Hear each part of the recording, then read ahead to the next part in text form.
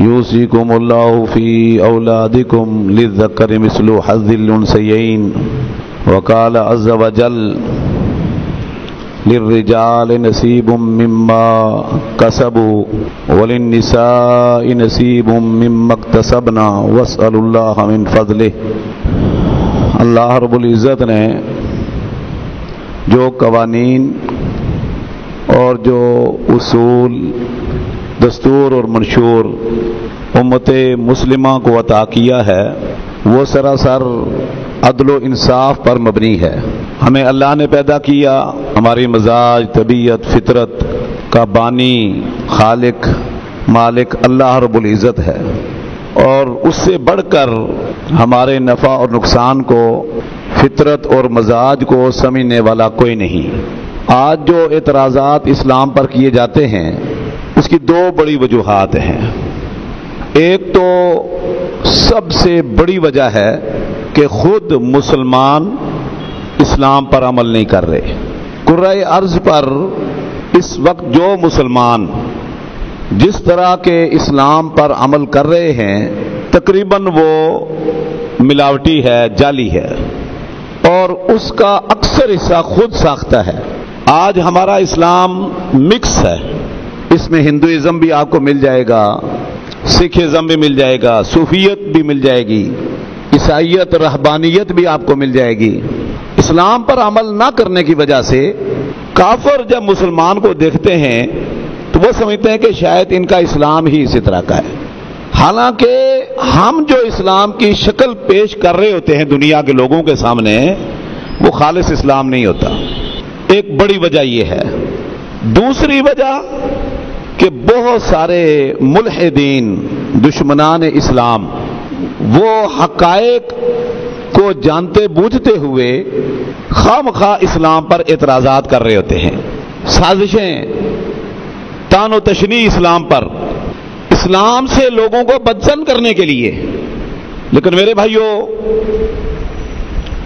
जो मुनसिफ मजाज लोग हैं, इत्दाल पर हैं, हाँ वो गैर मुस्लिम ही क्यों ना हो, वो इस्लाम की हकानियत का एतराफ़ करते हैं। उनमें से एक मसला आज़ादी निस्वां का है और औरत के साथ ज्यादती का मसला है। बहुत शोर किया जा रहा है, ढंडोरा पीटा जाता है। काफिरों की ये साजिश इतनी कामयाब हुई कि सादा लोह मुसलमान वो भी ये कहने लग गए कि वाकयातन इस्लाम के अंदर अदल इंसाफ नहीं है और खास तौर पर खवातीन के हुकूक का इस्तेहसाल किया गया। दीनदार खवातीन बाज़-औक़ात ये कह देती हैं कि जी फलां मसले में हमारे साथ ज्यादती हुई, हालांकि मामला इसके बरक्स है। मैंने पहले बयान किया था कि विरासत के हवाले से जो अल्लाह ने हुकूक उम्मत मुस्लिमा को अता किए हैं, दुनिया का कोई मजहब, कोई कानून, कोई दस्तूर मंशूर इतने मुनसिफाना, आदिलाना कानून नहीं दे सका। सिर्फ 3 आयात में अल्लाह रब्बुल इज़्ज़त ने पूरी मीरास के अहकाम और मसाइल जमा कर दिए हैं, जिनमें से 15 मर्द और 10 औरतें, सबके तफसील के साथ हुकूक बयान फरमाए हैं। सूरह निसा की आयत नंबर 7 में अल्लाह फरमाते हैं लिर्रिजाल नसीबुम मिम्मा तरकल वालिदान वल अक़रबून, मर्दों के लिए उस माल में हिस्सा है जो उन मर्दों के वालिदैन या करीबी रिश्तेदार छोड़ जाते हैं। वलिन्निसाए नसीबुम मिम्मा तरकल वालिदान वल अक़रबून, और औरतों का भी उनके वालिदैन के तरका में, जायदाद में और करीबी रिश्तेदारों के जायदाद में हिस्सा है।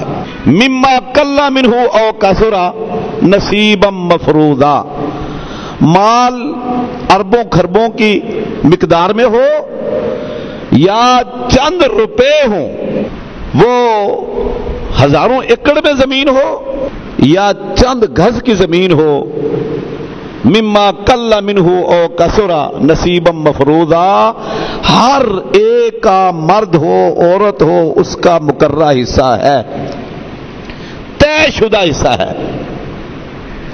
یہ سورہ نساء کی آیت نمبر 7 ہے. اس کے بعد پھر یوصیکم اللہ فی اولادکم للذکر مثل حظ الانثیین سب کے حصے بیان فرمائے. آیت نمبر 32 میں اللہ فرماتے ہیں وَلَا تَتَمَنَّوْا مَا فَضَّلَ اللَّهُ بِهِ بَعْضَكُمْ عَلَى بَعْضٍ. اللہ نے بعض کو بعض پر جو درجہ دیا ہے، فضیلت دی ہے، اس پر آپ انتشار کا شکار نہ ہوں. آپ خام خواہ کی تمنا نہ کریں کہ کاش یہ درجہ مجھے مل جاتا، فلاں کو نہ ملتا. پھر فرمایا وَلِلرِّجَالِ نَصِيبٌ مِّمَّا اكْتَسَبُوا. مردوں نے جو کچھ کمایا اس میں ان کا حصہ ہے. وَلِلنِّسَاءِ نَصِيبٌ مِّمَّا اكْتَسَبْنَا. جو عورتوں نے کمائی کی ہے اس میں ان کا بھی حصہ ہے. وَاسْأَلُوا اللَّهَ مِن فَضْلِهِ.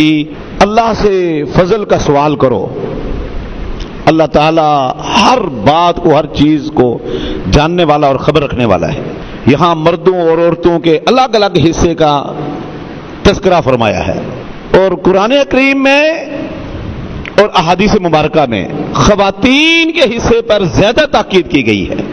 اور سب سے پہلے اللہ نے بیٹے اور بیٹی کا حصہ بیان فرمایا. یوصیکم اللہ فی اولادکم للذکر مثل حظ الانثیین.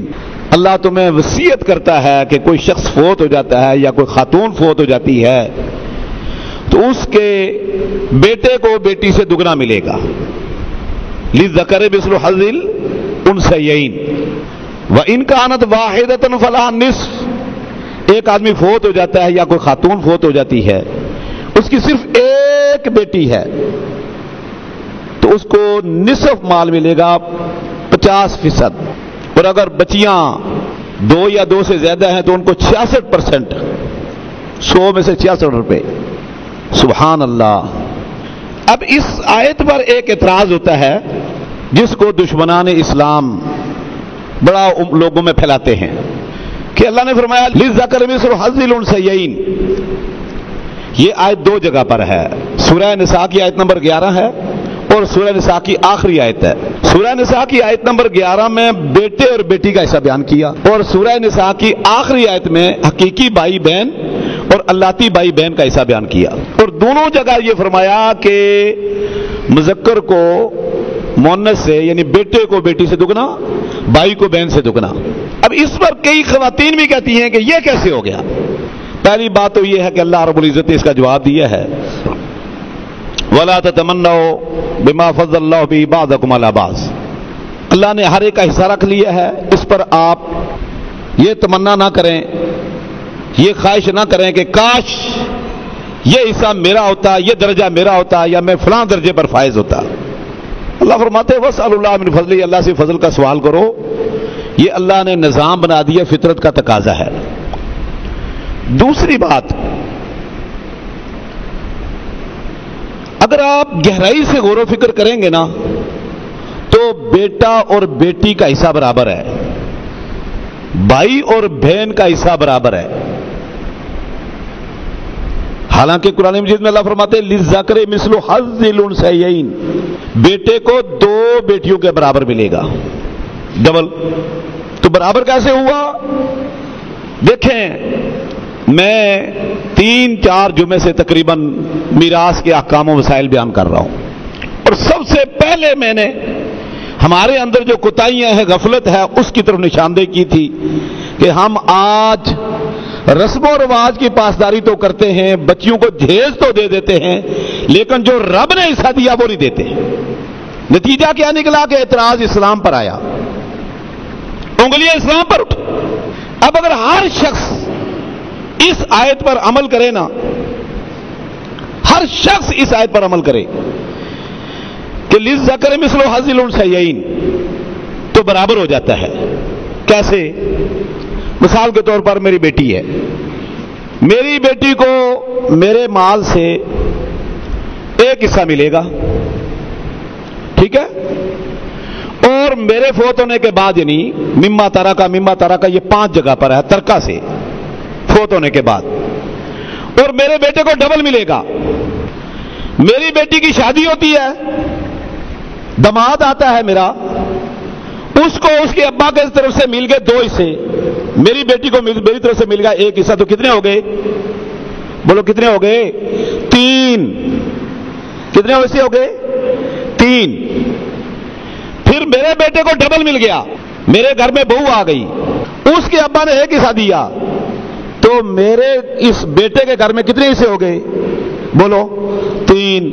تو بیٹی کے گھر میں بھی 3، بیٹے کے گھر میں بھی 3.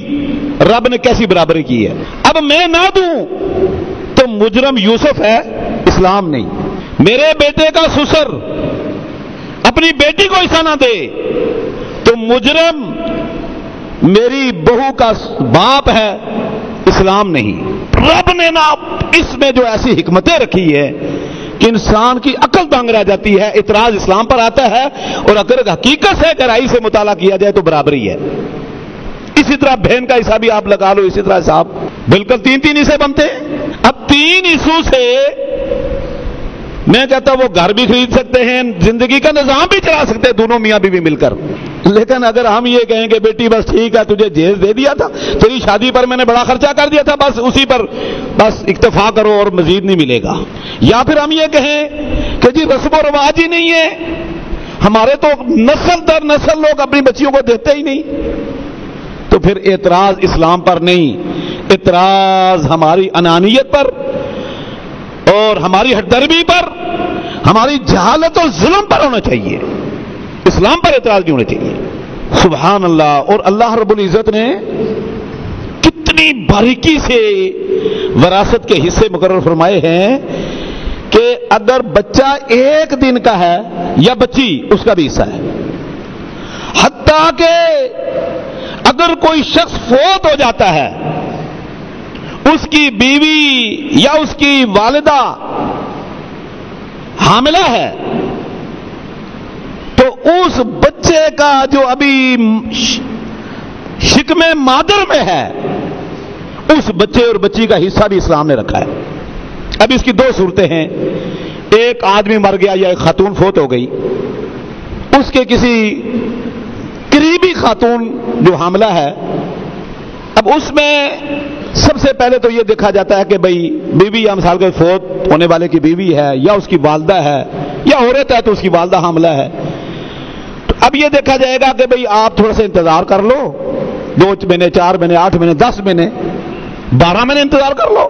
جب وضع عمل ہوگا تو پتہ چل جائے گا کہ یہ بیٹا ہے یا بیٹی ہے، 1 ہے یا 2 ہے. 3 بچے بھی ہوتے ہیں. پھر اس اعتبار سے اس کی وراثت تقسیم ہوگی.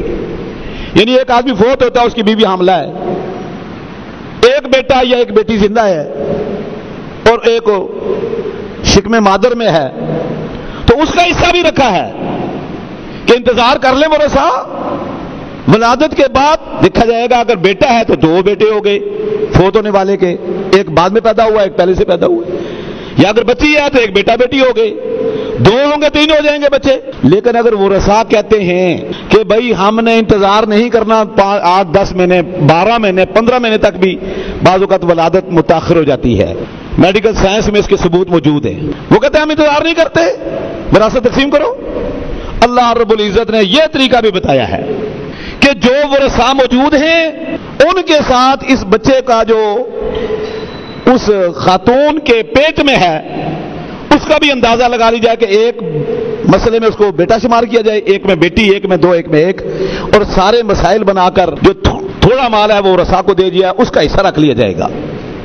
یعنی جو اپنے ماں کے پیٹ میں جو بچہ ہے جس کا مورث فوت ہوا ہے، اللہ رب العزت نے اس کا حصہ بھی ورثاء کے مال میں، میت کے مال میں رکھ دیا ہے. کیا دنیا کے کسی نظام میں اتنی باریکی ہے؟ نہیں. یہاں ہڑپ کرنے والے ہیں. اسی طرح اگر کوئی شخص گم ہو جاتا ہے، اکثر لوگ آج کل گم ہو جاتے ہیں، جہاد میں گم ہو جاتے ہیں، بیرون ملک گیا گم ہو گیا، مفقود، گم شدہ، لاپتہ.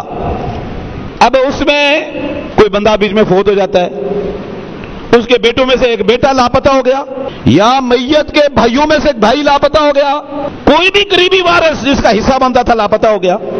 اسلام کہتا ہے بھائی آپ نہ انتظار کرو، وراثت تقسیم کرو اور اس کا حصہ رکھ لو. کہ ایک مسئلہ بناؤ، اس میں اس کو زندہ شمار کرو، ایک میں اس کو مردہ شمار کرو. میت والا مسئلہ जिंदा शुमार करके सबको हिस्सा दे दिया, इसका हिस्सा रख लिया। किसी तीसरी पार्टी के पास, फरीके सालिस के पास आप इस लापता वारिस का हिस्सा जो बनता है वो रख कर बाकी सारा जिंदा और मौजूद वो रसा में तकसीम कर दें। अगर जिंदा आ गया तो इसका हिस्सा आपने किसी तीसरी पार्टी के पास रखा हुआ है बतौर अमानत, वो इसको दे दिया, भाई फलां साहब फोत हो गए थे, तेरा अब्बा फोत हो गया, तेरा भाई फोत हो गया, तेरा बेटा फोत हो गया, तेरा शोहर फोत हुआ, तेरी बीवी फोत हुई, ठीक है, और ये तेरा हिस्सा है। और अगर 2-4 साल बाद काजी फैसला कर देता है वो फोत हुआ है, तो जो हिस्सा रखा था वो आप वरसा में तकसीम कर दें। मैं ये मसाइल इसलिए बयान कर रहा हूं कि ये बारीकियां आज सारी तफसील के साथ विरासत की किताबों में, तरका वाली किताबों में मौजूद हैं कि विरासत, तरका, जायदाद अगर आप जल्दी तकसीम करना चाहते हैं और वरसा में से कोई एक वारिस भी कहता है कि मेरा हिस्सा दो, तो अल्लाह फरमाते हैं हमल का हिस्सा रखकर बाकी दो, और लापता आदमी का हिस्सा रखकर बाकी तकसीम करो, इंतजार ना करो। और यहां सारे मौजूद होते हैं, वरसा मौजूद होते हैं, कुछ कारोबार कर रहे होते हैं, कुछ बेचारे नहीं कर रहे होते, वो चीख रहे होते हैं, चिल्ला रहे होते हैं, मिन्नतें कर रहे होते हैं, हमारा हिस्सा दो, विरासत में मेरा हिस्सा दो, मेरा हक दो, मैं भी अपने पांव पर खड़ा हो जाऊं। लेकिन कोई एक आध भाई या कुछ वरसा वो कहते हैं नहीं भाई, नहीं नहीं, मैं इसमें अभी कारोबार करूंगा, तरक्की होगी, यूं होगा, वो होगा, फलां साहब आएंगे, मजीद इंतजार करो, मजीद इंतजार करो। अल्लाहु अकबर। मेरे भाइयों, मैं ये सिलसिला मैंने इसलिए कायम शुरू किया कि बहुत सारे गुनाह हमसे ऐसे हो जाते हैं जो नादानिस्ता, लाइल्मी में होते हैं, ठीक है। मिसाल के तौर पर एक गुनाह और होता है जो 3-4 मैंने बयान किए, उसमें से एक साहब फोत हो गए, उसके 3-4 बेटे हैं, वो मैयत के घर में, अब्बा के घर में रह रहे होते हैं, बेटियां शादीशुदा हैं, अब वो घर से फायदा उठा रहे हैं। घर तो जिस वक्त वो शख्स फोत हुआ था ना, घर का मालिक, उसके फोत होते ही वो घर उसकी मलकियत से निकलकर वरसा की मलकियत में मुंतकिल हो गया। अब उसके अगर 4 बेटे हैं और 3 बेटियां हैं, तो ये बेटे और बेटियों का हिस्सा हो गया, उन सबको मिलना चाहिए। लेकिन होता है कि बेटे कहते जी हम कहां चले जाएं, अगर हम ये हिस्सा अपने बहनों को देंगे, खुद तकसीम करते हैं, तो इतनी रकम में जो हमें हिस्सा मिलेगा उसमें तो गाड़ी नहीं खरीदा जा सकता, प्लाट नहीं खरीदा जा सकता, तो हम तो छत से महरूम हो जाएंगे, हम कहां जाएंगे, बीवी बच्चे हमारे कहां जाएंगे। लिहाजा वो विराजमान रहते हैं उस घर के अंदर ही, काबिज रहते हैं। अब 2 साल, 10 साल, 20 साल, 40 साल तक वो उस घर से फायदा उठा रहे हैं और बहनों को कुछ नहीं देते। मेरे पास कई ऐसे आए फतवे, मैंने कहा भाई कि कितने साल से आप रह रहे हो? 10 साल से जी इस घर में रह रहे हैं।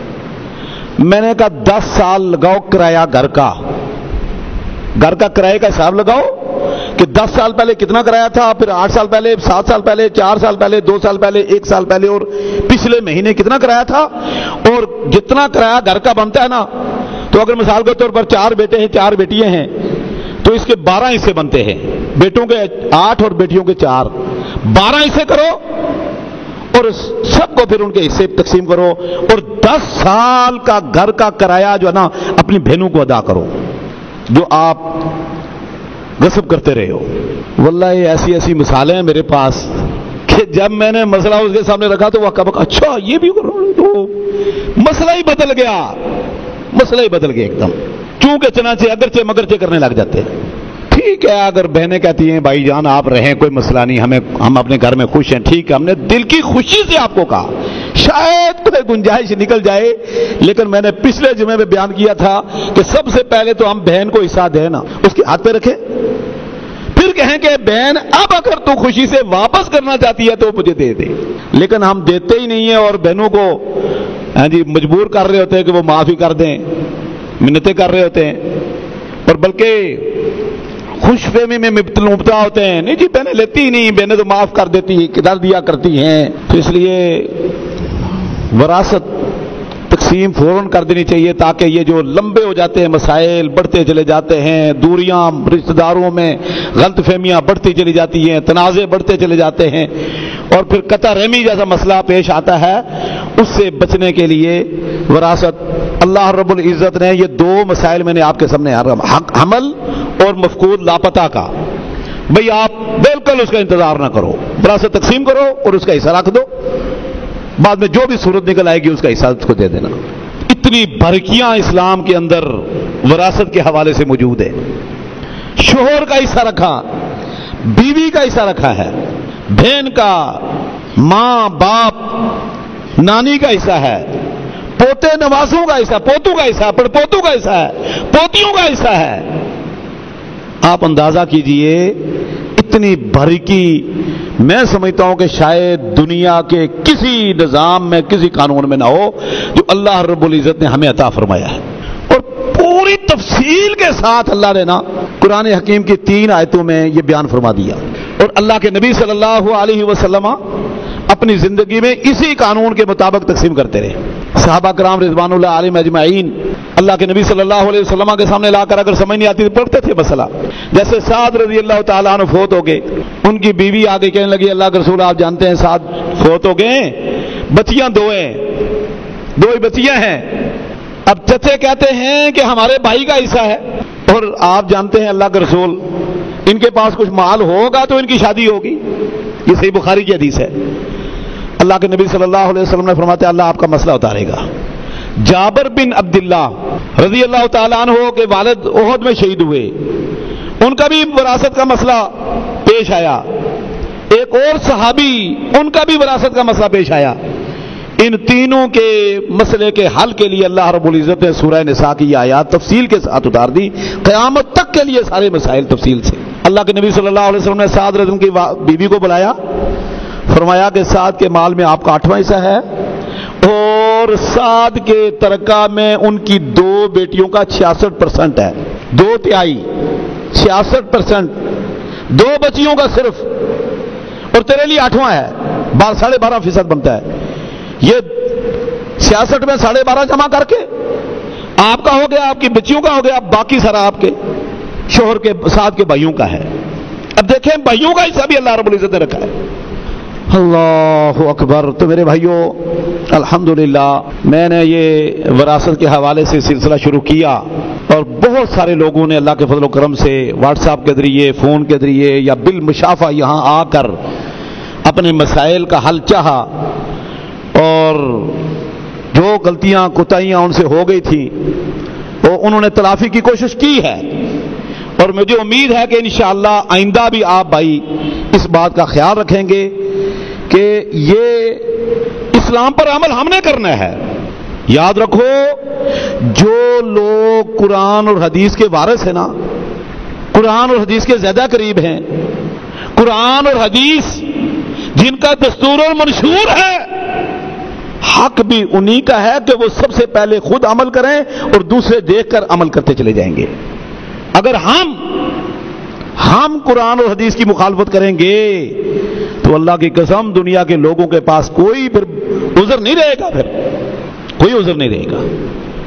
مجھے اچھی طرح یاد ہے ایک مرتبہ کراچی میں ایک جگہ پروگرام ہو رہا تھا قرآن اکیڈمی کا، تو اس وقت کے میئر نعمت اللہ خان ہوتے تھے، بزرگ فوت ہو گئے ہیں، تو وہ بھی مدعو کیے ہوئے تھے بحیثیت ناظم کراچی کے اعتبار سے۔ تو انہوں نے گفتگو کرتے ہوئے کہا، ہمیں مخاطب کر کے وہاں کے لوگوں کو کہا کہ دیکھو ہمارے اس وقت سب لوگوں کے نزدیک آپ لوگ قرآن اور حدیث کے زیادہ قریب ہو، لوگوں کی نظریں آپ کی طرف ہیں، اگر آپ ہی قرآن اور حدیث کی مخالفت کرو گے تو پھر یہ اعتراض نہ کرنا کہ لوگ اسلام پر عمل نہیں کرتے۔ آج کافر بھی ہمیں دیکھ کر اسلام سے دور ہو رہے، ہم نے اسلام کی وہ شکل، وہ صورت آج لوگوں کے سامنے رکھی کہ لوگ کہتے ہیں اگر اسلام یہی ہے نا ظلم و زیادتی پر مبنی، تو پھر اس اسلام سے میں دور ہی ٹھیک ہوں۔